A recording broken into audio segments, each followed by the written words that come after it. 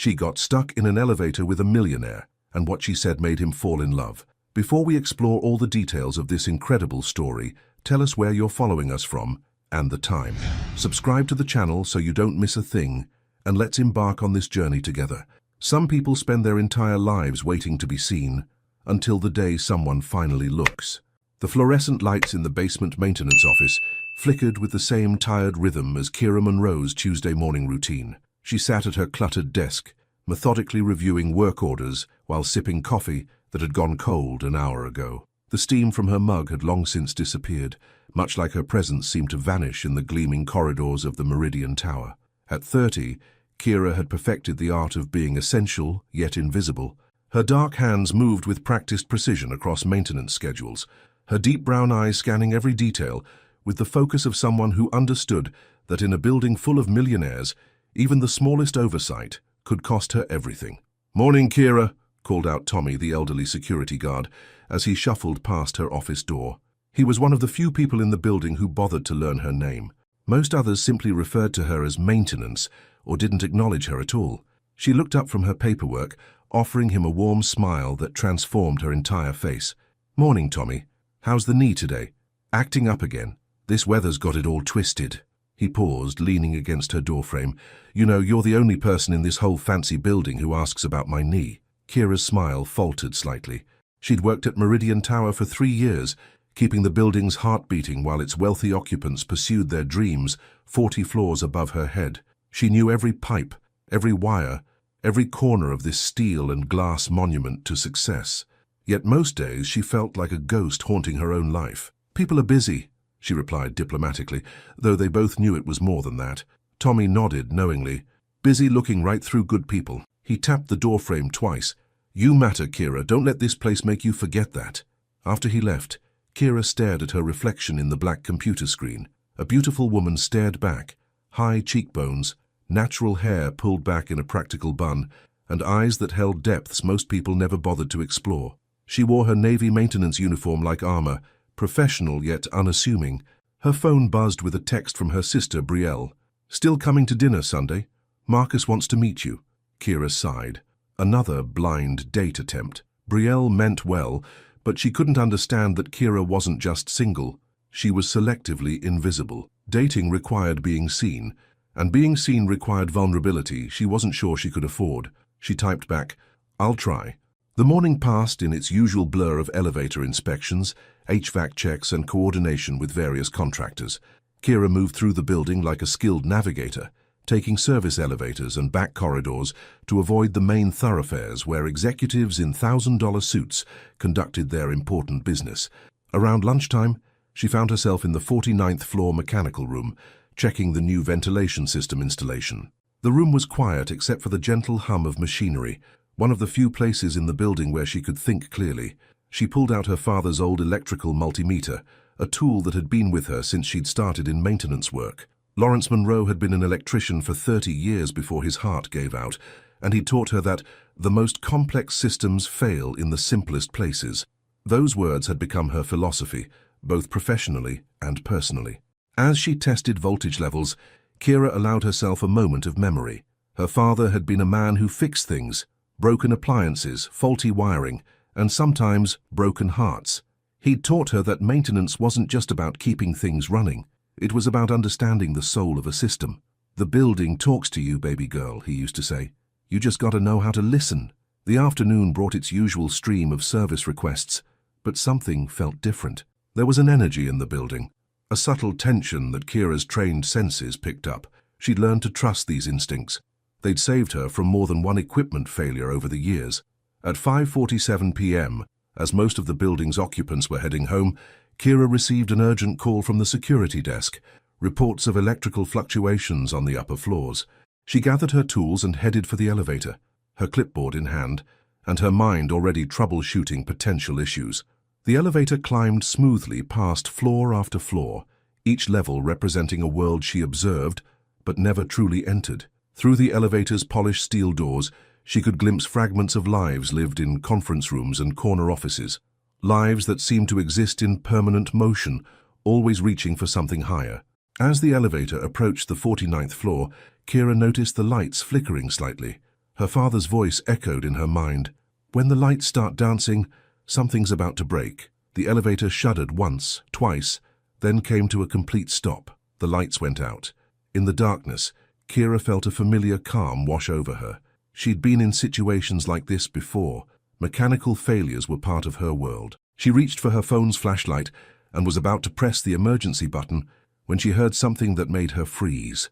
Breathing, slow, controlled, but unmistakably tense. She wasn't alone. "Hello?" she called softly into the darkness. A pause. Then a voice, deep and carefully controlled. "I was wondering when you'd notice." Kira's heart began to race, but not from fear. Something in that voice, something wounded and guarded, made her recognize a fellow traveler in the art of being invisible. And in that moment, suspended between floors in the darkness, she realized that sometimes the most important meetings happen when you least expect them. The building had finally decided to speak. "If you were trapped in the dark with a complete stranger, what would be the first thing you'd say? Sometimes the most important encounters of our lives happen when we least expect them. In the darkness, we reveal who we truly are, or who we're too afraid to be." The silence stretched between them like a held breath. Kira's flashlight beam cut through the darkness, illuminating her own hands first, then slowly sweeping across the confined space. In the corner, she caught a glimpse of expensive Italian leather shoes, perfectly pressed charcoal slacks, and hands that had never known a day of manual labor. "Your maintenance," the voice said. It wasn't a question. "Kira Monroe," she replied, her voice steady despite the unusual circumstances. "And you are?" A pause. She could hear him shifting, the rustle of what sounded like a tailored suit jacket. Someone who's about to miss a very important meeting. The evasion didn't surprise her. In her 3 years at Meridian Tower, she'd learned that the higher you went in the building, the more people seemed to disappear behind titles and schedules. She'd become an expert at reading the unspoken language of corporate hierarchy. "Well, Mr. Someone," she said, allowing a hint of humor to creep into her voice, "I'm afraid your meeting will have to wait. But I can tell you that the backup power should kick in soon, and the emergency communication system will activate." She heard him laugh, a sound so unexpected and genuine that it made her pause. It was the laugh of someone who'd forgotten how to find things funny. "You're remarkably calm for someone trapped in a metal box," he observed. Kira settled back against the elevator wall, her clipboard resting on her knees. "I've learned that panic doesn't fix electrical systems.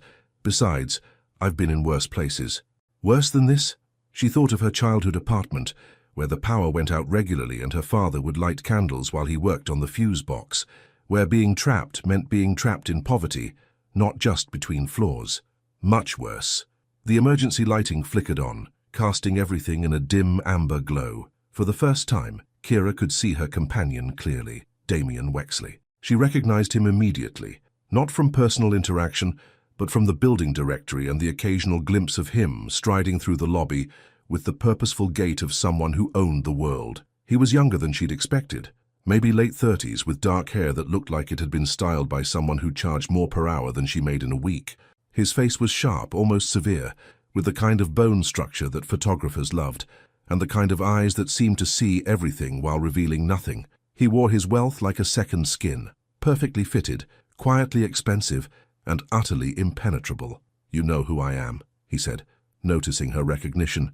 "You're the guy who owns the 47th floor." She adjusted her position, unconsciously straightening her spine.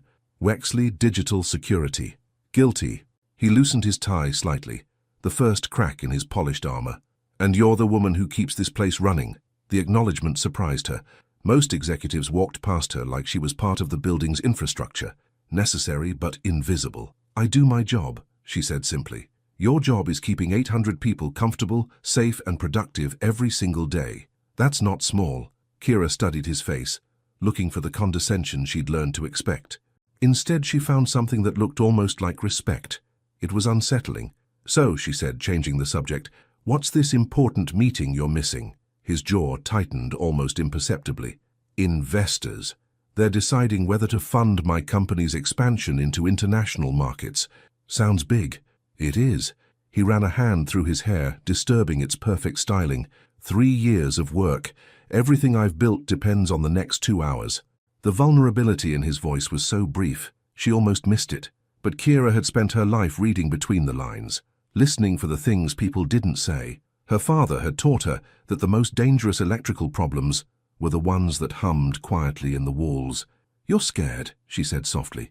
His head snapped up, and for a moment, his carefully constructed mask slipped entirely. "I don't get scared. I get prepared." Same thing, different words. The elevator shuddered slightly, and they both instinctively reached for the handrails. In that moment of shared vulnerability, something shifted between them. "How long have you worked here?" he asked. 3 years. "You?" "I've had my office here for 2. He was quiet for a moment. "I don't think I've ever seen you before." "You wouldn't have. I'm good at being invisible." "Why?" The question was so direct, so unexpected, that Kira felt her breath catch. She'd spent years perfecting the art of blending into the background, of being essential but unnoticed. No one had ever asked her why. "Because invisible is safe," she said finally. "Invisible means you can't disappoint people, can't let them down, can't get hurt," he finished. Their eyes met in the amber emergency lighting, and Kira felt something she hadn't experienced in years, the dangerous thrill of being truly seen. "What about you?" she asked. "Why do you stay so far up in your tower?" Damien was quiet for so long she thought he wouldn't answer. When he finally spoke, his voice was barely above a whisper. "Because down here, people want things from you. Up there, at least the loneliness is honest." The elevator's emergency phone suddenly crackled to life, and a voice announced that rescue crews were on their way, but neither Kira nor Damien moved to answer it.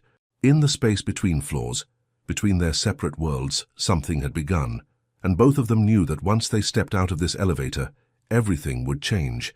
The most dangerous thing about being trapped isn't the space, it's the time to think. The emergency phone continued its static-filled announcements, but neither Kira nor Damien made a move toward it. The rescue crews would come when they came. For now they existed in a suspended moment, between their regular lives and something entirely unknown. "You never answered the phone," Kira observed, nodding toward the device. Damien glanced at it, then back at her. "Neither did you." "I'm not the one missing the meeting that could change everything." "Maybe that's exactly why I'm not answering." He shifted against the wall, his expensive suit jacket creasing in ways that probably cost more than her monthly rent. "Besides, what am I supposed to tell them? That I'm trapped in an elevator with—" He stopped himself, but Kira heard the unfinished sentence hanging in the air. "With the help," she finished for him, her voice carrying no anger, only tired understanding. "That's not what I was going to say, wasn't it?" The silence stretched between them, heavy with the weight of unspoken truths. Kira had learned long ago that people's first instincts usually revealed more than their carefully chosen words. "No," Damien said finally, his voice quieter now. "I was going to say with someone who actually seems real." The admission hung between them like a bridge neither was sure they wanted to cross. "Real is overrated," Kira said, though she didn't sound convinced. "Real gets you hurt. And fake gets you everything you thought you wanted, only to realize you don't want any of it." She studied his face in the amber light. There was something about the way he said it that suggested he wasn't just talking about business deals and investor meetings. "Tell me about the meeting," she said. "Why?" "Because you're scared of it, and scared people make bad decisions. Maybe talking about it will help." Damien laughed, but there was no humor in it. "You don't know anything about my business. I know about systems under pressure. I know about things that look perfect on the surface, but are falling apart underneath. I know about the moment when everything you've built either holds or collapses." Her words seemed to hit him like a physical blow. He stared at her for a long moment, as if seeing her for the first time. "The investors want to expand internationally," he said slowly. "Europe, Asia, South America. It would make us one of the largest digital security companies in the world." "That sounds like a good thing." "It should be." He ran his hands through his hair again, completely destroying its perfect styling.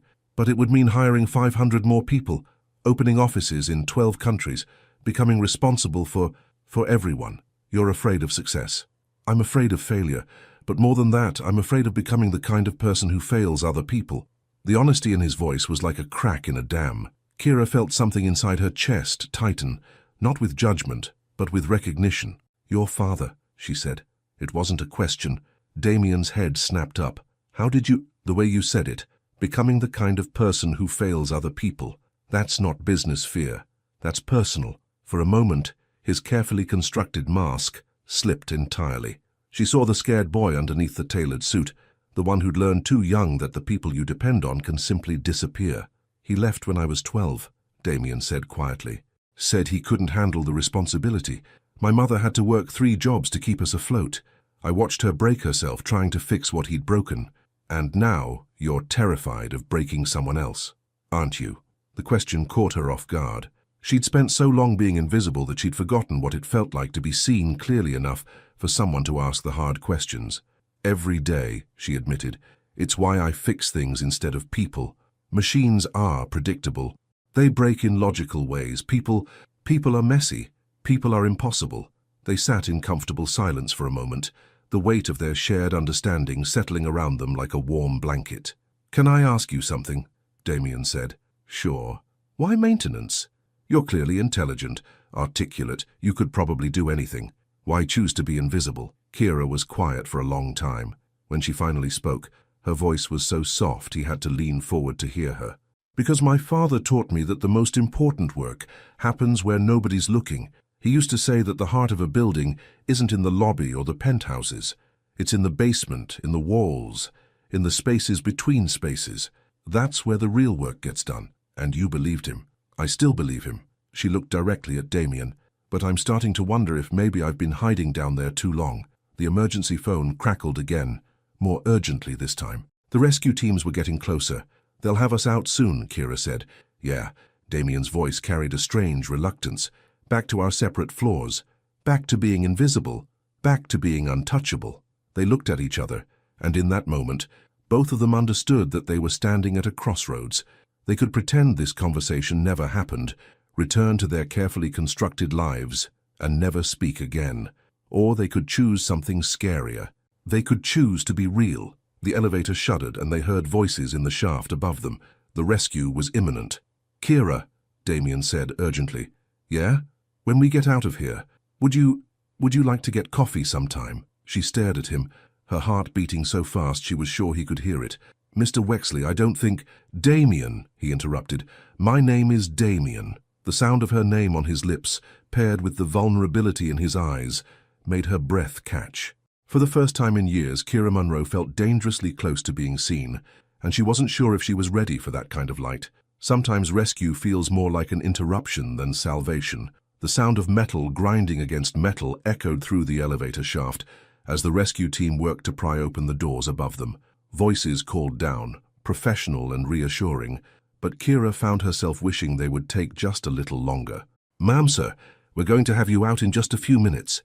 A firefighter's voice boomed down from somewhere above.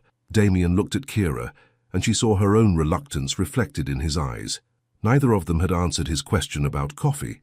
The moment hung between them, fragile and unresolved. "I should probably mention," Kira said quietly, "that fraternization between building staff and tenants is technically against company policy."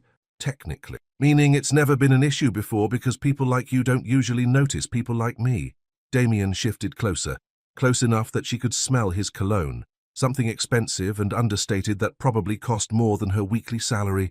"And what if I told you that people like me have never met anyone like you?" Before she could respond, a grinding sound filled the elevator, and suddenly the doors above them cracked open. Bright white light poured in, harsh and unforgiving after the gentle amber glow they'd grown accustomed to. "There we go." The firefighter's face appeared in the opening. "Who wants to go first?" Kira automatically started to move forward.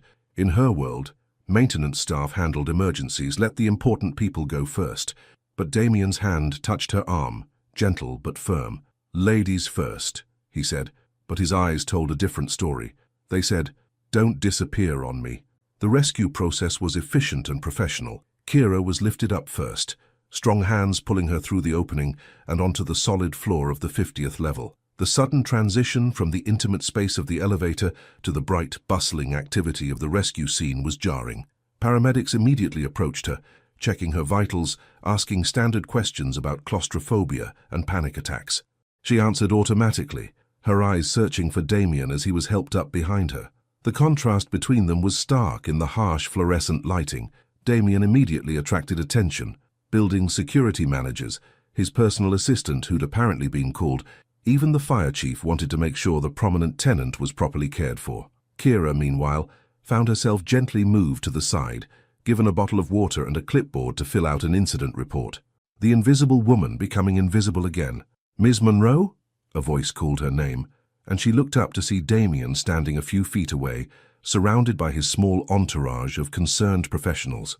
"Could I speak with you for a moment?" The building manager, Mr. Henderson, stepped forward with an apologetic smile. "Mr. Wexley, I'm sure Ms. Monroe needs to get back to her duties. We'll handle all the incident reports and—" "Actually," Damien's voice carried the unmistakable authority of someone accustomed to being obeyed, "I'd like to personally thank Ms. Monroe for keeping me calm during the incident. She was remarkably professional." Henderson nodded eagerly. Of course, Kira is one of our best." One of our best. The phrase stung more than it should have. Not the best, not irreplaceable, just one of the good ones. Kira felt the familiar weight of her invisibility, settling back over her shoulders like an old coat. Damien stepped away from his group and approached her. Up here, in the bright lights and open space, he looked different, more polished, more remote. The man who'd shared his fears in the darkness seemed like someone she might have imagined. "Thank you," he said formally. "Your professionalism made a difficult situation much easier." Professional. The word created distance between them, turning their connection into a business transaction. Kira felt something inside her chest close up, a protective mechanism clicking into place. "Just doing my job, Mr. Wexley." The use of his formal name created a visible flinch, so brief she almost missed it. But she saw it and she understood. They were both retreating now, back to their separate worlds, back to safety. "Kira," he said quietly, low enough that only she could hear, "about what we discussed."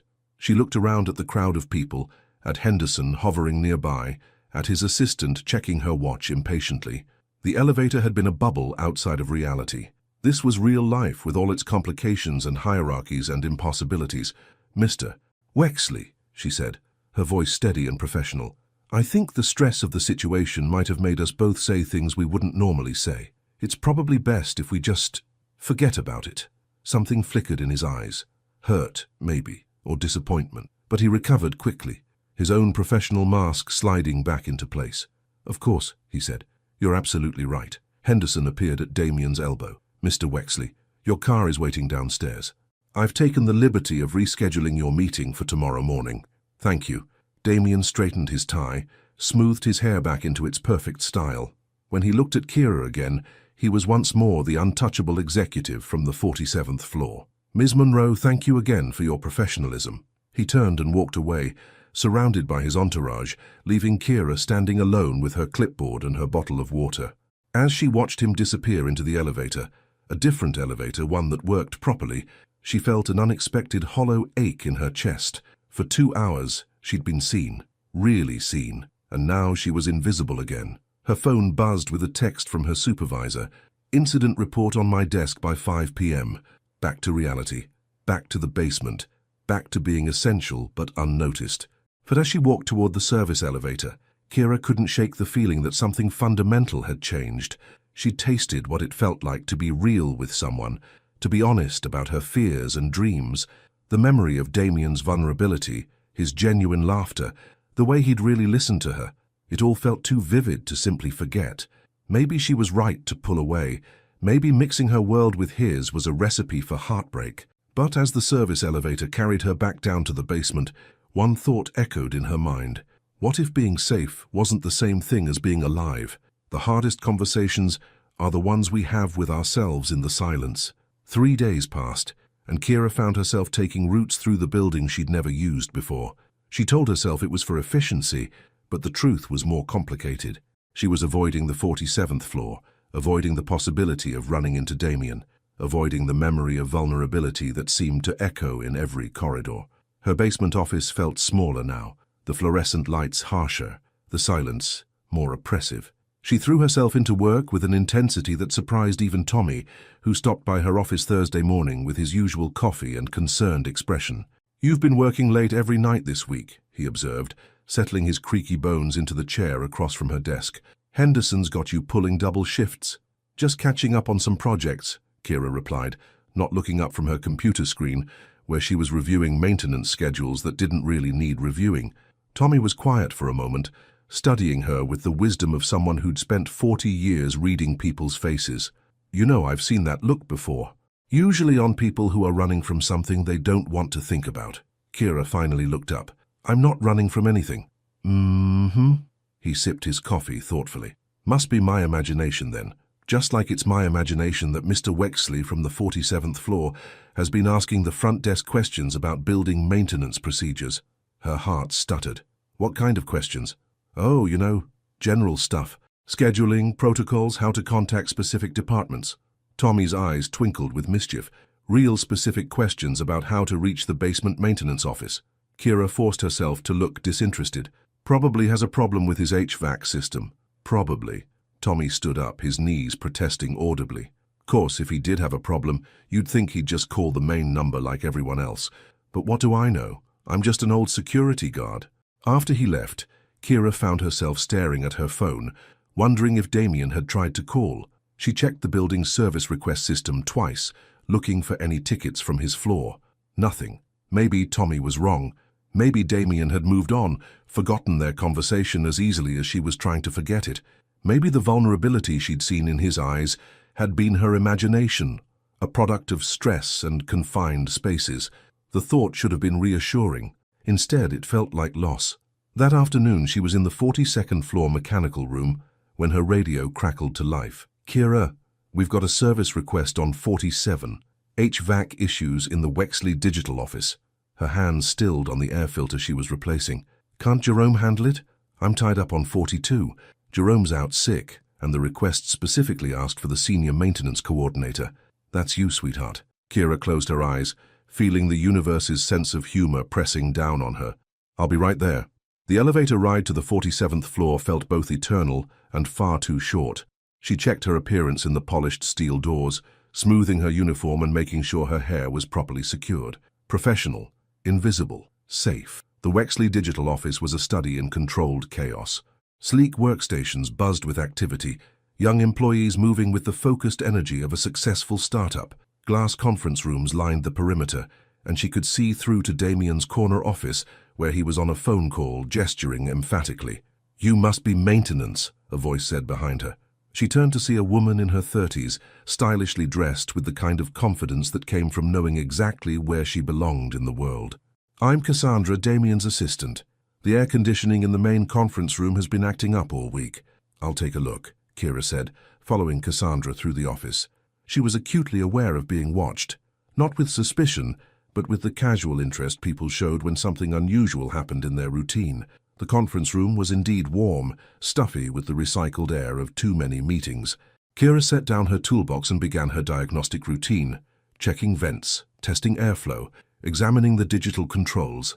It was routine work, familiar and calming. She was so focused on her task that she didn't notice when the door clicked shut behind her. The thermostat's been reading wrong for 3 days. She spun around to find Damien standing just inside the door, his hand still on the handle. He was dressed more casually than she'd ever seen him. Dark jeans, a simple button-down shirt with the sleeves rolled up. He looked younger, more approachable, but his eyes held the same guarded intensity she remembered from the elevator. Mr. Wexley, she said, her voice professionally neutral. I'll have this fixed in just a few minutes. There's nothing wrong with the air conditioning. The words hung between them like a confession. Kira felt her carefully constructed composure begin to crack. Then why did you call for maintenance? Because I couldn't figure out any other way to see you. He stayed by the door, maintaining distance, but his eyes never left her face. I tried calling the main office. They said all service requests go through proper channels. I tried asking the front desk about building protocols. They gave me a manual the size of a phone book. So you lied about having HVAC problems. I've been lying about a lot of things lately. He took a step closer, then stopped himself, like pretending I could forget our conversation, like pretending that 2 hours in an elevator didn't change everything I thought I knew about connection. Kira felt her breath catch. Damien, I know this is complicated. I know there are policies and hierarchies and 1,000 reasons why this is a bad idea. His voice was quiet, urgent. But I can't stop thinking about what you said, about being invisible, about breathing together. She stared at him, seeing past the expensive clothes and perfect office to the man who'd shared his fears in the darkness, the man who'd listened to her stories about her father without judgment, the man who'd made her feel for just a moment like she mattered. This is crazy, she whispered. I know. It could ruin everything. I know. I could lose my job. Not if I have anything to say about it. The certainty in his voice made her look up sharply. You can't promise that. You're right. I can't promise anything except that I'll regret it for the rest of my life if I don't ask you this properly. He took a breath, and when he spoke again, his voice was soft, vulnerable. Kira Monroe, would you have coffee with me? Not because of company policies or building hierarchies or what anyone else might think, just because I'd like to spend time with the woman who made me remember what it feels like to be real. The silence stretched between them, heavy with possibility and fear. Through the conference room's glass walls, Kira could see the busy office continuing its daily rhythm, oblivious to the moment that felt like it might change everything, and in that moment she had to choose the safety of invisibility or the terrifying possibility of being seen. When someone is willing to risk everything just to see you again, how do you know if you should run toward them or away? Sometimes the biggest risk isn't saying yes, it's wondering what if for the rest of your life. Sometimes the bravest thing you can do is let someone see you trembling.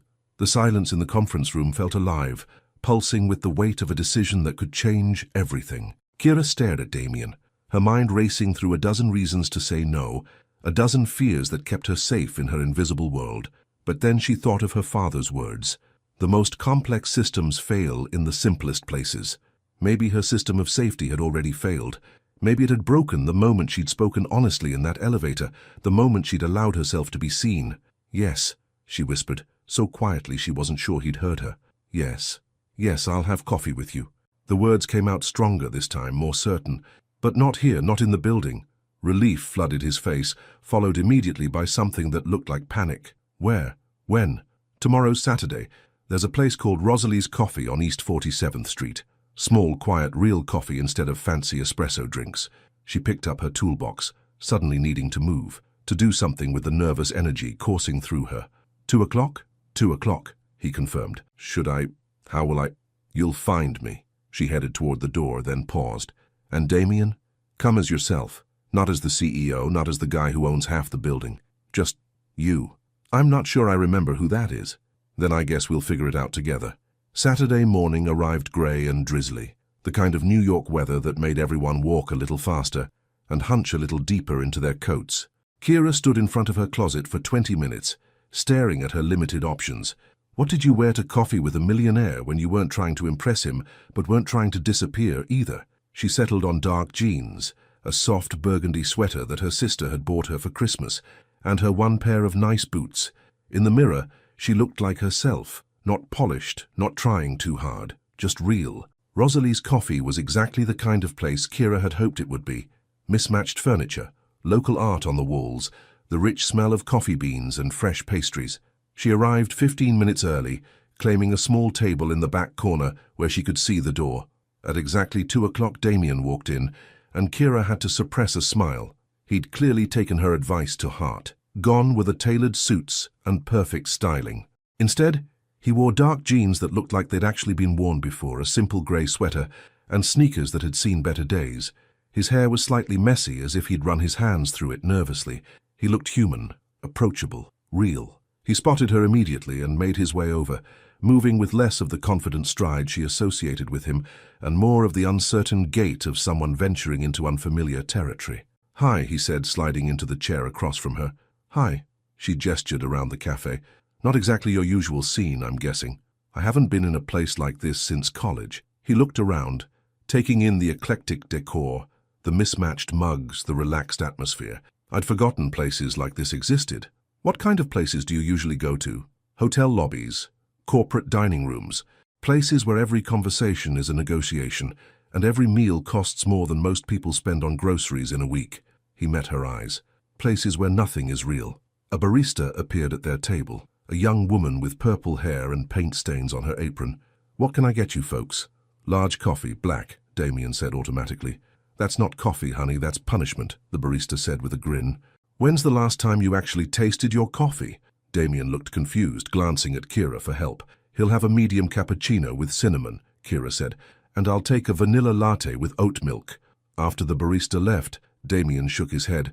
"I've been drinking black coffee for 15 years. I don't even remember why I started. Probably because someone told you it was more professional, more serious. Black coffee is like armor, bitter, strong, keeps people at a distance.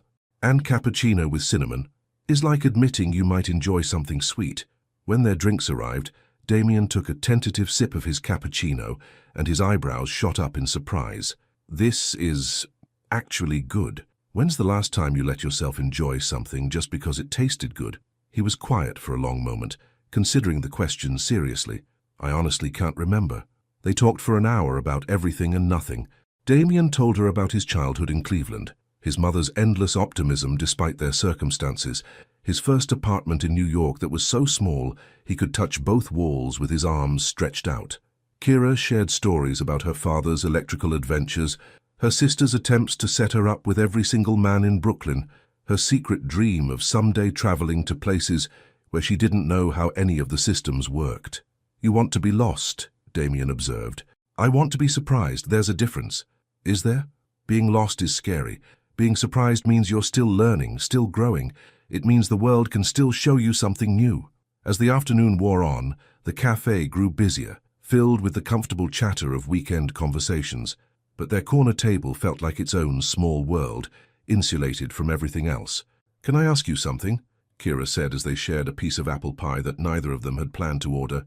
"Anything. In the elevator, you said you were afraid of becoming the kind of person who fails other people. But you employ how many people now? 50? 100? 73. And how many of them have you failed?" Damien was quiet, clearly thinking. I don't know. I try not to think about it that way. Maybe that's the problem. Maybe you're so focused on the possibility of failing that you're not seeing all the ways you're succeeding. He stared at her across the small table, and she saw something shift in his expression. "How do you do that?" "Do what?" "See things so clearly. Cut through all the noise and fear and just see what's actually there." "Practice," she said simply. "A lot of practice being invisible teaches you how to really look at people. You learn to see what they're hiding, what they're afraid of, what they need. And what do you see when you look at me?" The question was asked so quietly, with such vulnerability, that Kira felt her breath catch. She studied his face, the sharp angles softened by afternoon light, the eyes that held depths of kindness beneath their guarded surface, the mouth that was learning to smile again.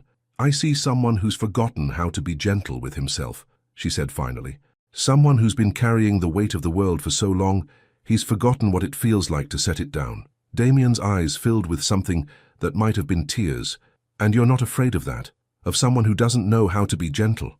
Kira reached across the table and touched his hand, a gesture so natural it surprised them both. "I'm terrified, but I'm more afraid of spending the rest of my life wondering what might have happened if I'd been brave enough to find out." Outside, the rain had stopped, and late afternoon sunlight streamed through the cafe windows, warming their corner table. In that golden light, surrounded by the gentle hum of human connection, something shifted between them.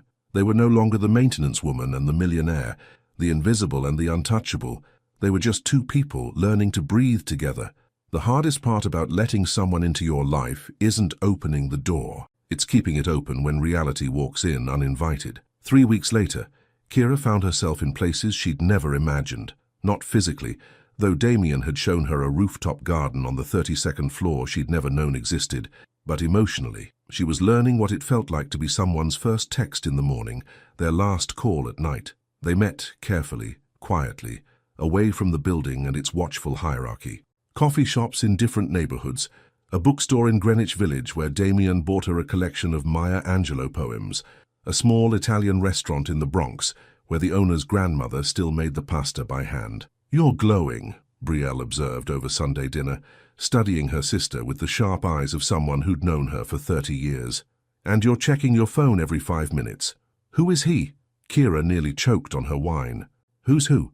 "The man who's got you smiling at your phone like it just told you the secret to happiness." Brielle leaned forward, grinning. "Come on, I tell you about every disaster date I go on. The least you can do is share the good news." "It's complicated. The best ones always are." "What's his name?" Kira hesitated. She'd been dreading this conversation, knowing that once she spoke Damien's name aloud to her family, it would make everything real in a way that terrified her. "Damien," she said finally. "Damien what? Where did you meet him? What does he do?" "He works in my building." Not a lie, exactly, but not the whole truth either. "Office romance. I love it. Is he cute? When do I get to meet him?" Kira's phone buzzed, and she glanced down to see a text from Damien. "Missing you. Know you're with family but couldn't help myself." The simple message sent warmth spreading through her chest, followed immediately by a cold rush of anxiety. How could she explain to Brielle that the man she was falling for lived in a penthouse while she lived in a studio apartment with a radiator that clanged all night? How could she bring him to a family dinner where they argued about splitting the check at chain restaurants? Kira? Brielle's voice cut through her spiraling thoughts. You okay? You look like you just saw a ghost. I'm fine, just tired. But she wasn't fine. As the relationship with Damien deepened, the weight of their different worlds pressed down on her more heavily each day. He spoke casually about business trips to Tokyo and weekend houses in the Hamptons. She worried about her student loan payments and whether her ancient car would pass inspection. The next morning at work, the contrast felt even starker. Kira was in the sub-basement checking the water heater when her radio crackled with Henderson's voice. Kira, need you up on 47. Immediate response. Her heart jumped. Damien had been careful never to call for her specifically at work, understanding the delicate balance they were trying to maintain. Something must be wrong. She took the service elevator up, her mind racing through possibilities. When she stepped onto the 47th floor, she immediately sensed tension in the air. Employees clustered in small groups, whispering urgently. Through the glass walls of the conference room, she could see Damien with 3 people in expensive suits. Investors, by their look. Cassandra intercepted her before she could get closer. Thank God you're here. The entire HVAC system just went down. Temperatures rising fast, and Mr. Wexley's in the biggest meeting of his life, of course. The international expansion meeting that had been rescheduled from the day they'd been trapped in the elevator. The one that would determine the future of his company. Kira pushed aside her personal concerns and focused on the problem. When did it stop working? About 20 minutes ago. It's getting stuffy in there fast. Through the glass, Kira could see sweat beginning to form on Damien's forehead as he gestured at charts and graphs. The investors looked increasingly uncomfortable, loosening ties and fanning themselves with documents. She ran diagnostics quickly, tracing the problem to a blown fuse in the main control panel. Simple fix, 5 minutes of work. But the control panel was in a utility closet directly adjacent to the conference room. As she worked, she could hear fragments of the conversation through the thin wall. Projected growth in the Asian markets, security concerns about international data, significant capital investment required. Damien's voice calm and professional, but she could hear the underlying tension. 3 years of work coming down to this moment, and the air conditioning had chosen now to fail. She had the fuse replaced and the system restarting when she heard something that made her blood run cold. Mr. Wexley, one of the investors' voices carried clearly through the wall, we have to ask about some concerning rumors we've heard about your personal relationships. The room went silent. Kira's hands stilled on her tools. I'm not sure what you mean, Damien's voice carefully controlled. There are suggestions that you've been fraternizing with building staff, inappropriate relationships that could reflect poorly on your judgment and professionalism. Kira felt the world tilt sideways. Someone had been watching. Someone had seen them together, reported back to people who mattered in Damien's world. My personal life has no bearing on my professional capabilities, Damien said, and she could hear the steel in his voice. Perhaps not. But perception matters in business, Mr. Wexley. Our investment represents significant money, and we need to be confident that our partners maintain appropriate standards. The silence stretched on for what felt like hours. Kira realized she was holding her breath, waiting for Damien's response, waiting to see if he would defend their relationship or sacrifice it for his business. When he finally spoke, his voice was quiet, but firm. Gentlemen, I've spent 3 years building this company on the principles of integrity, innovation, and respect for every person who contributes to our success. If you're suggesting that who I choose to spend my personal time with affects my ability to run a business, then perhaps we have fundamentally different values. Another silence. Then, the sound of chairs being pushed back. We'll be in touch, Mr. Wexley. Thank you for your time. Kira heard footsteps, the conference room door opening and closing. She finished her work with shaking hands, packed up her tools, and slipped out of the utility closet before anyone could see her. But as she waited for the service elevator, she heard her name being called. Kira. She turned to see Damien standing in the hallway, his tie loosened, his perfect composure finally cracked. You heard, he said. It wasn't a question. I heard. She clutched her toolbox tighter, as if it could anchor her to something solid. Did you just lose the deal because of me? I don't know. Maybe. He stepped closer, and she could see the exhaustion in his eyes. Does it matter? Of course it matters. This was everything to you. 3 years of work, your future, your company's future. And what about our future? The question hung between them, like a bridge spanning an impossible distance. Kira looked at this man who had just risked everything for her, who had chosen her over investors and expansion, and all the success he'd worked so hard to build, and she realized that sometimes love wasn't about finding someone who fit perfectly into your world. Sometimes it was about finding someone worth rebuilding your world around. Sometimes the person who loves you most is the one brave enough to walk away. The service elevator had never felt smaller. Kira stood pressed against the back wall, her maintenance uniform suddenly feeling like a costume that no longer fit. Damien stood near the controls, having followed her into the cramped space despite her protests. "We can't do this here," she whispered urgently. "Someone will see. Let them see." His voice carried a reckless edge she'd never heard before.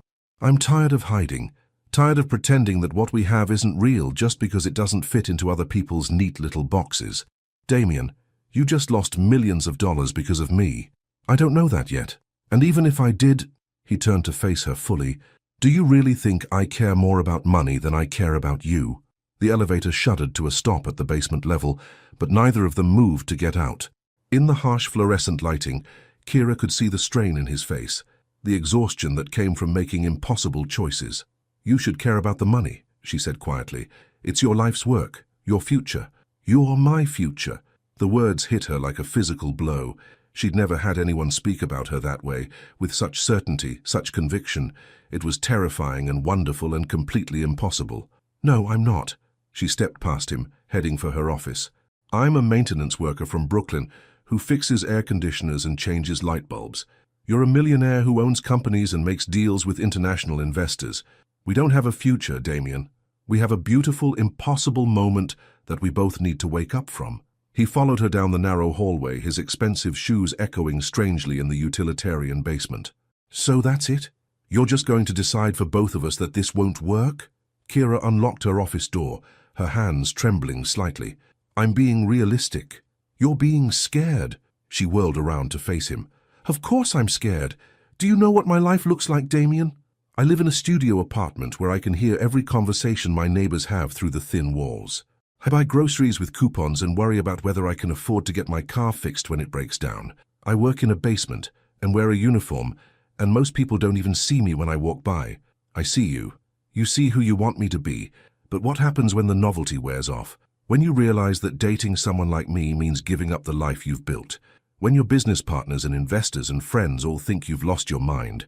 Damien stepped into her small office, looking around at the metal desk, the filing cabinets, the maintenance manuals stacked on every surface. The contrast between this space and his glass-walled empire 40 floors above was stark and undeniable. "Is that what you think? That you're some kind of novelty to me? Aren't I?" The question came out more wounded than she'd intended. "The millionaire and the maintenance worker. It sounds like the setup to a joke. It sounds like the setup to the best thing that's ever happened to me." His honesty was like a knife to her chest. She turned away, focusing on her computer screen, trying to build walls between them again. "Kira, look at me. I can't. If I look at you, You'll what? I'll forget all the reasons this is impossible." She heard him move closer, felt his presence behind her chair. When he spoke, his voice was soft, broken. "What if I told you that meeting you was the first time I'd felt alive in years? What if I told you that, before you, I was just going through the motions of a life that looked successful from the outside, but felt empty inside? Damien, please, what if I told you that I'd rather lose every deal, every investor, every dollar I've ever made than lose you?" She closed her eyes, tears threatening to spill over. "Don't say things like that." "Why not? Because they're true? Because they're not sustainable. Because real life isn't a fairy tale where love conquers all." She finally turned to face him, and she saw her own pain reflected in his eyes. "Because eventually, you'll resent me for what you gave up. And eventually you'll resent me for what I have." The words hung between them like a verdict. They'd finally said aloud what they'd both been thinking, the impossible mathematics of their different worlds. "Maybe," she whispered. "So what do we do?" Kira looked at this man who had somehow become everything to her in just a few weeks. This man who made her laugh, who listened to her stories about her father, who had taught her what it felt like to be truly seen. This man who was willing to risk everything for her, and who deserved so much more than she could give him. "We do the brave thing," she said finally. "Which is, we let each other go." The silence that followed was devastating. She watched as her words hit him, saw the moment when understanding dawned in his eyes. "You're serious? I'm trying to love you enough to set you free. And what if I don't want to be free? What if I want to fight for this, for us? Then you'll be fighting alone." It was cruel and she knew it. But sometimes cruelty was kindness in disguise. Sometimes the most loving thing you could do was break someone's heart to save their life. Damien stared at her for a long moment, and she forced herself to meet his gaze without flinching. She needed him to see her resolve, needed him to believe that she meant it. "I see," he said finally. His voice was carefully controlled, professionally distant. The mask was sliding back into place, protecting him from further damage. "In that case, I should let you get back to work." He turned to leave, then paused at the door. "For what it's worth, Kira, you're wrong about one thing. You're not invisible. You're the most vivid, real, beautiful thing I've ever encountered, and someday I hope you'll be brave enough to believe that about yourself." After he left, Kira sat alone in her small office, surrounded by the familiar hum of building systems and the distant sound of her own heart breaking. She'd done the right thing, the smart thing, the thing that would protect them both from inevitable heartbreak down the road. So why did it feel like the worst mistake of her life? Her phone buzzed with a text from Brielle. "Dinner Thursday? Marcus wants to meet you."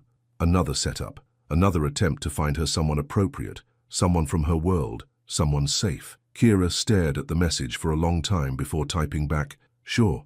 Back to the life she'd always known, back to being invisible, back to safety. But as she tried to focus on her work, one thought echoed in her mind.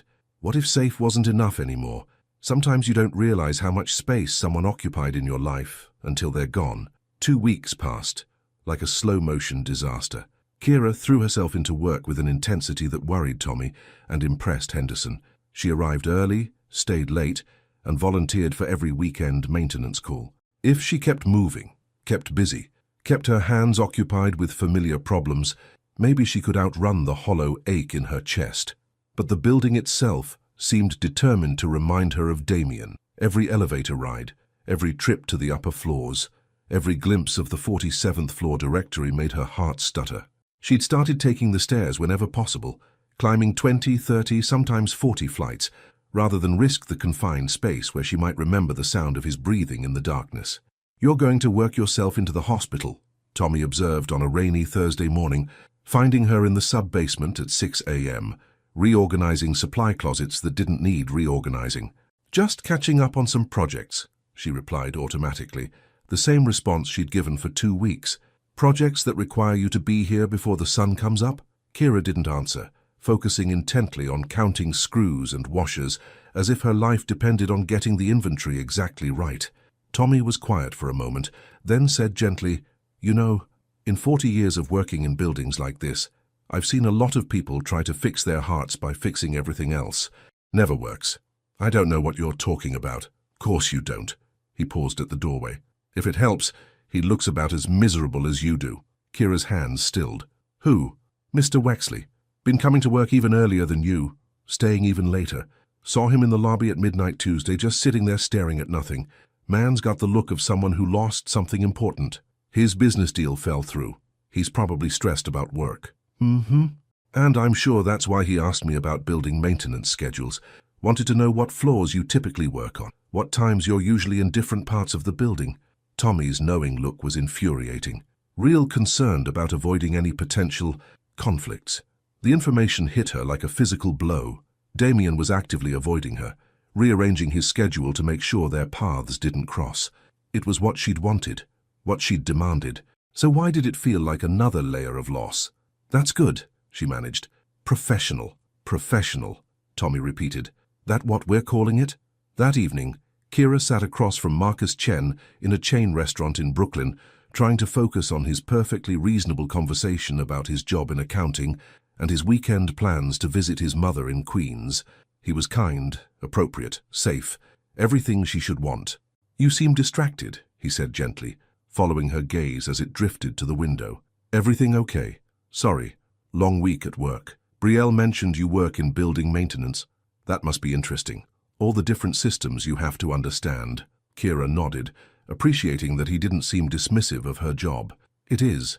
There's a certain satisfaction in figuring out how things work, fixing what's broken. Do you ever think about moving into facilities management?"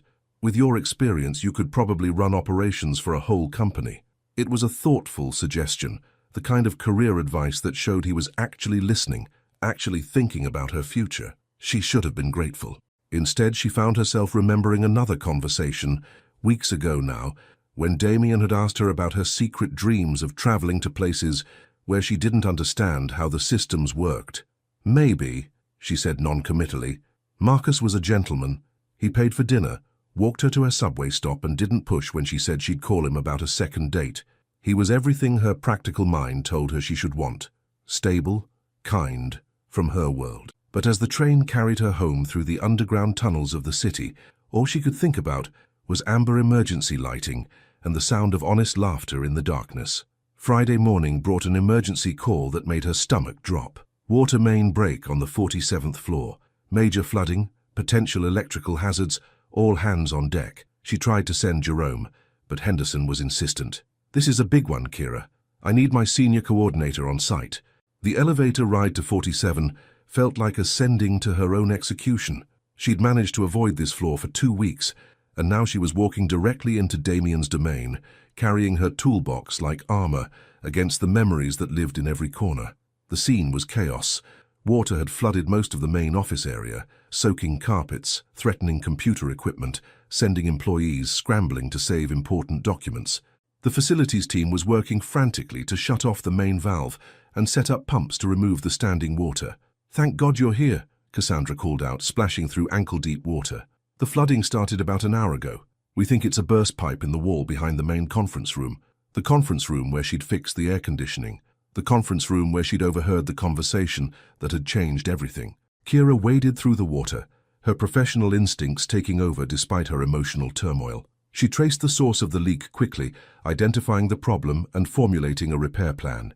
It would require shutting down water to the entire floor and cutting into the wall to access the damaged pipe. She was setting up her equipment when she heard his voice. "How bad is it?" She turned to find Damien standing in the doorway, surveying the damage to his office. He was dressed in jeans and a work shirt, his expensive shoes replaced with rubber boots. He looked tired, older somehow, as if the past 2 weeks had aged him. "Bad," she said, forcing herself to sound professional. "I'll need to shut down water to the whole floor for at least 4 hours, maybe longer. The wall will have to be opened up, and you'll probably need to relocate operations for the rest of the day." "Can it be fixed?" "Everything can be fixed," she replied automatically, then caught herself. It was something her father used to say, and something she'd shared with Damien in their elevator conversation. The memory hung between them like an open wound. He was quiet for a moment, watching her work with familiar efficiency. "What can I do to help?" "Nothing. Just stay out of the way." It was harsher than she'd intended, but she needed distance. Being in the same room with him, breathing the same air, was making it impossible to maintain the wall she'd built around her heart. She worked for 3 hours, cutting into drywall, replacing damaged pipes, testing systems. Professional, efficient, invisible. It was a particularly complex repair, requiring her to access pipes that ran behind built-in shelving units. As she was reaching into a tight space to secure a joint, her hand slipped on the wet surface. She felt herself losing balance, falling backward, bracing for impact with the hard floor. Instead, she found herself caught in strong, familiar arms. Damien had moved without thinking, catching her before she could fall. For a moment, they were frozen in that position, her leaning back against his chest, his arms wrapped around her, both of them breathing hard from the shock of unexpected contact. "Are you okay?" he asked quietly, his voice close to her ear. She should have pulled away immediately, should have thanked him politely and returned to work. Instead, she found herself leaning into his warmth for just a moment, allowing herself to remember what it felt like to be held by someone who cared about her. "I'm fine," she whispered, but she didn't move. "Kira." The way he said her name broke something inside her. All the careful distance she'd maintained, all the professional walls she'd built, they crumbled in an instant. She pulled away abruptly, grabbing her tools with shaking hands. "I need to finish this." But as she turned back to her work, she caught sight of something that made her freeze. On Damien's desk, barely visible through the chaos of the flood damage, was a familiar book. The Maya Angelou collection he'd bought her weeks ago, the one she'd left behind when she'd walked away. He'd kept it. The hardest truth to face isn't that love might fail, it's that walking away from it already has. The Maya Angelou book sat on Damien's desk like an accusation, its familiar cover somehow more devastating than any words he could have spoken. Kira stared at it through the chaos of the flood, her carefully constructed defenses crumbling like wet cardboard. "You kept it," she whispered, not meaning to speak aloud. Damien followed her gaze, then looked back at her with eyes that held 2 weeks' worth of carefully hidden pain. "I kept a lot of things, Damien." She started to say something, what she wasn't sure, but was interrupted by Cassandra's voice from the outer office. "Kira, the water's completely shut off now. Whatever you did worked perfectly." Reality crashed back. The flooding, the emergency, the dozen people depending on her to fix what was broken. She turned back to her work with trembling hands, forcing herself to focus on pipe fittings and pressure tests instead of the man standing 3 feet away who made her heart forget how to beat normally. "The repair's complete," she announced an hour later, testing the newly installed joints one final time. "Water pressure's stable, no leaks detected. You can turn the main supply back on." "Thank you." Damien's voice was carefully professional, but she could hear the weight beneath it. "Send the bill to my office directly. It goes through the building management company like always. Not this time, this one's personal." Their eyes met across the damaged conference room, and in that moment, the careful distance they'd maintained shattered completely. "Why?" she asked, and he knew she wasn't talking about the bill. "Because some things are worth paying for yourself. Some things matter too much to leave to policy and procedure." Kira felt tears threatening, the same tears she'd been fighting for 2 weeks. "Damien, we can't do this. Nothing's changed." "Everything's changed." He moved closer, stepping over damaged drywall and scattered tools. "Do you want to know what happened with the investors?" "It doesn't matter. They withdrew their offer." The words hit her like cold water. All her fears, all her reasons for walking away, validated in one simple sentence. She'd ruined his future, cost him everything he'd worked for. "I'm sorry," she whispered. "I'm so sorry." "Don't be." They called the next day with a different proposal. Same money, same expansion, but with conditions about my personal conduct and appropriate professional associations. They wanted to own not just my business, but my life. Kira looked up sharply. "What did you tell them?" "I told them to go to hell." The simple statement, delivered with quiet conviction, made her breath catch. "Damien, that money could have changed everything for you." "It would have changed everything, but not in ways I wanted." He was standing close enough now that she could see the exhaustion in his eyes, the way 2 weeks of missing her had carved new lines around his mouth. "Do you know what I realized after you walked away?" She shook her head, not trusting her voice. "I realized that for 3 years I built a company to prove I wasn't my father, to prove I wouldn't abandon the people depending on me, but somewhere along the way, I started abandoning myself instead. Your company is successful. You employ 70 people. You've built something amazing. I built a beautiful prison, impressive from the outside, empty on the inside." He reached out as if to touch her face, then stopped himself. "Until I met a woman in a broken elevator, who reminded me what it felt like to be real. Real doesn't pay bills, Damien. Real doesn't build companies or create jobs or... Real is the only thing that matters." His voice was urgent now, desperate. "Do you think any of those employees would respect me more for choosing money over love? Do you think the company would be stronger if it was built on compromising who I am?" Kira stared at him, seeing not the polished executive from the 47th floor, but the vulnerable man who'd shared his fears in the darkness. The man who'd taught her what it meant to be truly seen. "What are you saying?" "I'm saying I found new investors. 3 different firms, actually, all willing to fund the expansion without conditions about my personal life. Turns out there are people who value integrity over image." His smile was small but genuine. "The deal closed yesterday." The words took a moment to penetrate. You got the funding, with room to spare, international expansion, new offices, everything I wanted." He paused. "Everything except the one thing that actually mattered. Damien, I'm also saying that I've been the biggest fool in Manhattan for the past 2 weeks, respecting your decision to walk away when I should have been fighting for us. I should have been proving to you that love isn't about finding someone who fits your existing life. It's about building a life worth sharing."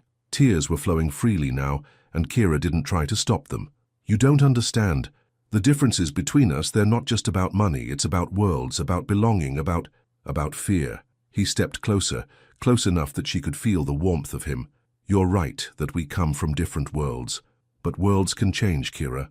People can choose to build bridges instead of walls. And what if it doesn't work? What if we try and fail and both end up hurt? Then we'll fail together. But at least we'll fail trying to create something real instead of succeeding at creating something safe but empty. She looked at this man who had risked everything for her, who had chosen love over money, integrity over convenience. This man who saw her not as the invisible maintenance worker, but as someone worth fighting for. "I'm terrified," she whispered. "Me too." He reached for her hands, and this time she didn't pull away. "But I'm more terrified of living the rest of my life wondering, what if? What are you asking me?" "I'm asking you to trust me. Trust us. Trust that maybe two people from different floors can learn to breathe in the same space." His voice broke slightly. "I'm asking you to come home with me. Home, not to my penthouse. Home to wherever we decide to build it together. Your apartment. My place, somewhere new entirely. I don't care where we live as long as we're living, really living, instead of just existing in separate spaces." Kira looked around the damaged conference room, at the tools scattered across wet carpet, at the evidence of things that could be broken and fixed and made stronger than before. She thought of her father's words. The most complex systems fail in the simplest places. Maybe her system hadn't failed. Maybe it had simply needed upgrading. "There's something you should know," she said quietly. "What?" "I never returned that book to you because I couldn't bear to give it back. It's on my nightstand. I read it every night before bed, and every poem reminded me of you." His smile was brilliant, transforming his entire face. "Maya Angelou would approve." "How do you know?" "Because she wrote about caged birds learning to sing, about finding your voice even when the world tries to silence you." He squeezed her hands gently. "About choosing love even when it's scary." Kira felt something shift inside her chest, a tightness loosening for the first time in weeks. "Are you quoting poetry to me in a flooded conference room?" "I'm quoting poetry to the woman I love in the place where I first heard her speak truth in the darkness." "I love you too," she said, the words tumbling out before she could stop them. "I've loved you since that first night when you laughed like you'd forgotten how beautiful the sound was." When he kissed her, surrounded by the evidence of things broken and repaired, Kira finally understood what her father had meant about complex systems. Sometimes the most important repairs happened not in the walls or the wiring, but in the spaces between hearts that had forgotten how to trust. "So," Damien said against her lips, "does this mean you'll have dinner with me? Somewhere other than a maintenance room?" "I'll have dinner with you anywhere," she replied. "But can we start with coffee? I want to go back to where we learned how to be real with each other." "Rosalie's?" "Rosalie's. And this time you're ordering the cappuccino with cinnamon without any help." "Deal. But I have one condition." "What's that?" He gestured around the damaged room, then pulled her closer. "Next time we get trapped somewhere together, remind me that the best conversations happen when we stop trying to escape and start trying to understand each other instead." Kira laughed, the sound echoing in the empty space like music. "I'll remind you. But let's try to avoid getting trapped for a while. I think we have enough adventures ahead of us without needing broken elevators to bring us together." Adventures. Learning to live in the same world, meeting each other's families, figuring out how to merge a basement office with a penthouse lifestyle. She smiled up at him. "Learning to breathe together." "Together," he repeated, like a promise. And in that moment, surrounded by water damage and construction dust, they began to build something neither of them had ever dared to imagine. A love that could bridge any distance, survive any storm, and prove that sometimes the best things in life happen not when you're safe in your separate spaces, but when you're brave enough to share the same air. 1 year later, the morning sun streamed through the floor-to-ceiling windows of the 50th floor, painting everything in shades of gold and possibility. Kira stood at the edge of what had once been executive offices, watching construction crews put the finishing touches on something that had never existed before in the Meridian Tower. "Mrs. Wexley?" The young contractor appeared at her elbow, clipboard in hand. "The new elevator system is ready for final inspection." Mrs. Wexley. Even after 3 months of marriage, the name still sent a small thrill through her chest. Not because she'd changed her identity, but because she'd expanded it. She was still Kira Munro in the basement, still the woman who could trace electrical problems through the maze of building systems, but she was also Kira Wexley on the 50th floor, co-owner of something unprecedented. "Let me take a look," she said, following him to the bank of new elevators that connected the building's maintenance levels directly to the upper floors. No more service elevators, no more hiding in back corridors. This system was designed for visibility, for connection, for the revolutionary idea that the people who kept the building running deserved the same access as the people who worked in corner offices. As she ran her final diagnostic checks, Kira thought about the conversation that had led to this moment, 6 months ago, when Damien had proposed not just marriage, but a complete reimagining of how Wexley Digital operated. What if we bought the whole building? He'd asked over breakfast in their shared apartment, a renovated loft in Brooklyn that was neither penthouse nor basement, but something entirely their own. What if we turned it into something that's never been done before? What do you mean? A building where the people who maintain it are partners, not invisible staff, where the wealth generated by the businesses gets reinvested in the community, where someone like your father would have been celebrated for his expertise instead of overlooked. It had taken 8 months to make it happen. Buying out the other tenants, redesigning the space, creating a new model that investors initially called unrealistic and now called revolutionary. The Monroe Wexley Center for Integrated Business and Community Development, 40 floors of tech companies, social enterprises and community organizations, all working together under a profit-sharing model that ensured everyone from the CEO to the maintenance staff shared in the success. All systems operational, Kira announced, signing off on the final inspection report. We're ready for the grand opening. The contractor grinned. Your husband's been pacing the lobby for an hour. I think he's more nervous than you are. He's not nervous about the building, Kira laughed. He's nervous about the speech he has to give to 300 community leaders in 2 hours. She took the new elevator down to the lobby, marveling as always at how different it felt to move through the building now. Instead of hiding in service corridors, she walked through the main areas, greeting employees who knew her name, who understood that her expertise was what kept their comfortable offices comfortable. She found Damien exactly where the contractor had predicted, wearing his best suit, but with the slightly rumpled look that meant he'd been running his hands through his hair. "How many times have you checked your speech notes this morning?" she asked, sliding her arms around his waist. "Only 12. That's progress." He kissed the top of her head, breathing in the familiar scent of her shampoo. "Are you sure this isn't completely insane?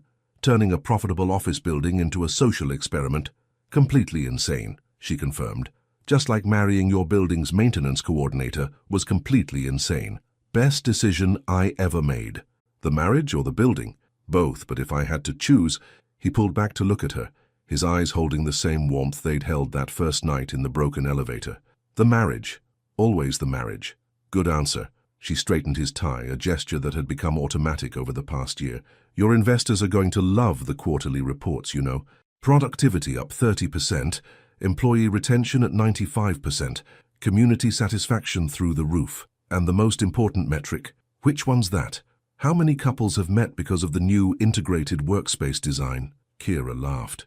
17 at last count, including Tommy and Mrs. Rodriguez from the coffee shop on the 3rd floor. "Tommy's dating someone. How did I miss that?"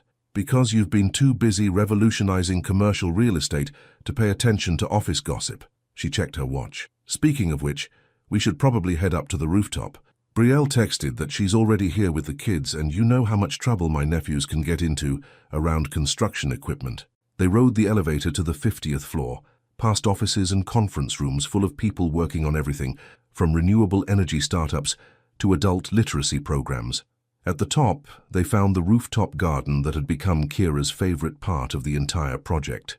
What had once been empty roof space was now a green oasis, complete with vegetable gardens tended by employees, solar panels that helped power the building, and a small amphitheater where the community organizations held educational events.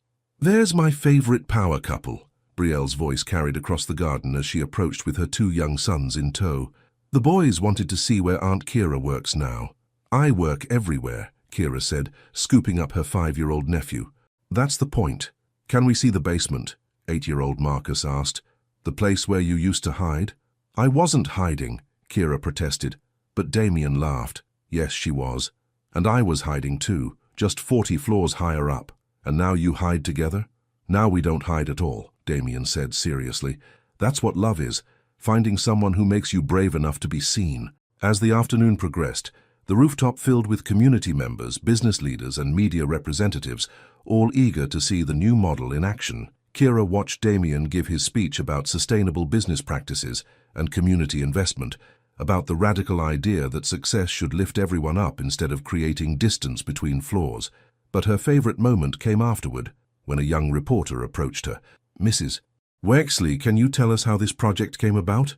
What inspired such an unusual approach to commercial development?" Kira looked around the rooftop, at the gardens growing toward the sky, at the solar panels gleaming in the afternoon sun, at the children playing while their parents discussed affordable housing initiatives with tech entrepreneurs. "It started with a conversation in a broken elevator," she said. "Two people from different worlds, learning that the distance between floors isn't nearly as far as we think it is. And the future? What's next for the Monroe-Wexley Center? We're expanding, buildings in Chicago, Los Angeles, Miami, proving that this model works everywhere, not just in Manhattan." She found Damien in the crowd, caught his eye and smiled. "But mostly, we're just taking it one day at a time, one conversation at a time, one connection at a time." As the sun began to set over the city, painting the sky in shades of pink and gold, Kira and Damien found themselves alone on the edge of the rooftop garden. Below them, the lights of Manhattan twinkled like earthbound stars, each one representing someone's dreams, someone's struggles, someone's hope for tomorrow. "Do you ever miss it?" Damien asked, wrapping his arms around her from behind. "The simplicity of just fixing things without having to worry about board meetings and community impact reports." "Every day," she admitted. "But then I remember that we're still fixing things, just bigger things, more important things." "Like what?" "Like the idea that some people matter more than others, like the distance between the basement and the penthouse, like the belief that love has to make sense to everyone else for it to be real." Damien was quiet for a moment, and when he spoke, his voice was soft with wonder. "How did I get so lucky?" "Lucky? To be the one person you decided to stop being invisible for." Kira turned in his arms, looking up at the man who had seen her when no one else bothered to look, who had chosen her over everything safe and sensible and expected. "You didn't get lucky," she said, reaching up to touch his face. "You got curious. You asked questions instead of making assumptions. You listened instead of just waiting for your turn to talk. And you? I got brave. For the first time in my life, I got brave enough to believe that maybe being seen was worth the risk of being hurt." Above them, the first stars were beginning to appear in the darkening sky. Around them, the city hummed with the energy of 8 million people, each one trying to find their place, their purpose, their person. "Kira? I love you. I love you too. Even when I mess up quarterly projections, even when you mess up quarterly projections, even when I forget to order cinnamon for my cappuccino, even then, though I might have to retrain you on proper coffee etiquette." They stood together in comfortable silence, watching the city transform from day to night, from the bustling energy of business to the gentler rhythm of people heading home to the ones they loved. "Do you think your father would be proud?" Damien asked suddenly. The question caught her off guard, bringing tears to her eyes. "I think he'd be amazed, not just by the building, but by," she gestured between them, "by us. By the fact that his daughter, who used to hide in basements, is now standing on a rooftop, helping to change how the world thinks about work and community and love. And I think my mother would be proud too, that her son, who was so afraid of failing people, finally learned the difference between taking care of others and controlling them." A gentle breeze stirred the rooftop garden, carrying the scent of growing things, of possibilities taking root. In the distance they could hear the sounds of the city, traffic and sirens, and the low hum of millions of lives intersecting in countless ways. "Ready to go home?" Damien asked. "In a minute." Kira took one last look around the rooftop, at the space they'd built together, at the proof that two people from different worlds could create something neither could have imagined alone. "I just want to remember this moment, the moment when everything we dreamed about became real. It's not finished yet. We still have 3 more buildings to renovate, 2 community partnerships to establish, and approximately 50 more years of figuring out how to do this marriage thing." 50 years? "At least. Maybe longer if I'm really lucky." Kira laughed, the sound carrying across the rooftop like music. "In that case, we better head home. We're going to need our rest." As they walked toward the elevator, the same elevator system she'd designed, the one that connected every floor of the building without hierarchy or hidden passages, Kira thought about the journey that had brought them here. From a broken elevator to a transformed building, from invisible maintenance worker to co-founder of something revolutionary, from 2 lonely people to partners in every sense of the word. The elevator doors closed around them, and as they descended through the floors of their shared creation, Damien took her hand. "Thank you," he said quietly. "For what?" "For teaching me how to breathe." Kira squeezed his hand, feeling the warmth of his palm against hers, the steady rhythm of his pulse that had become as familiar as her own heartbeat. "Thank you for teaching me how to be seen." The elevator carried them down through their building, past floors full of people working toward a better future, past the evidence of what was possible when love was brave enough to build bridges instead of walls. And as the doors opened onto the lobby, where Tommy waved goodnight from his security desk, and Mrs. Rodriguez called out a cheerful farewell from the coffee shop, Kira realized that they had created exactly what her father had always talked about. A place where the heart of the building wasn't hidden in the basement or locked away in a penthouse, but lived openly on every floor, connecting every person, proving that the most important infrastructure of any building, of any life, was love. The final question for the audience. What would you risk everything for? Sometimes the greatest love stories aren't about finding someone perfect. They're about finding someone worth becoming your best self for. Have you ever met someone who made you want to build a different kind of life? Your participation in the channel is very important. Please leave your opinion in the comments. Thank you so much for watching until the end. If you enjoyed this story, don't forget to subscribe to the channel, leave a like and comment your thoughts. Your participation is very important to us. See you next time.